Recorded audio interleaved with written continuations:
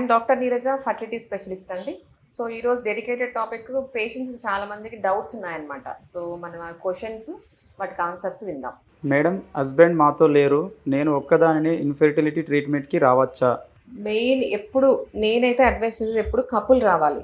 ఎందుకంటే ప్రాబ్లము 30%లో 30% కేసెస్లో male problem ఉంటుంది, 30% కేసెస్లో ఫిమేల్ ప్రాబ్లం ఉంటుంది, 30% అన్ఎక్స్ప్లెయిన్డ్ ఉంటుంది, మిగతా 10-20% బోత్ ఉంటాయన్నమాట.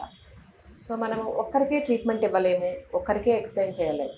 ఎందుకంటే ఇప్పుడు మనం ట్రీట్మెంట్ ఇచ్చినా కూడా సో పేషెంట్కి కంఫర్ట్ కానీ వాళ్ళకి సపోర్ట్ ఉండాల. సో మనం ఎవాల్యుయేషన్ అప్పుడు మాత్రం ఇద్దరు కంపల్సరీ రావాలి. ఏ ట్రీట్మెంట్ స్టార్ట్ చేయాలన్నా కన్సెంట్ కానివ్వండి, కంపల్సరీ ఫస్ట్ విజిట్లో ఇద్దరు రావాలి.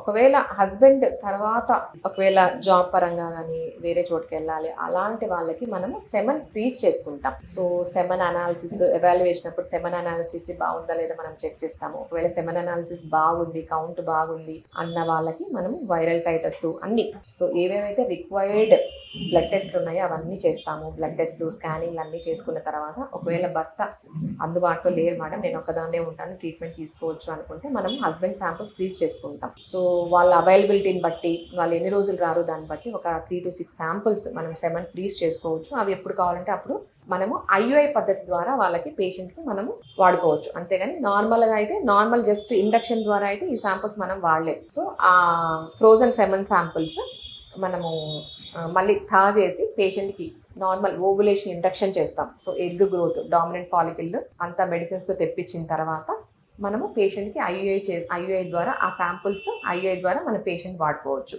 కానీ ఐయుఐ కూడా కన్సెంట్ కావాలి. సో అవన్నీ మనం ముందే హస్బెండ్ వైఫ్తో ప్లాన్ చేసుకొని చేసుకోవచ్చు.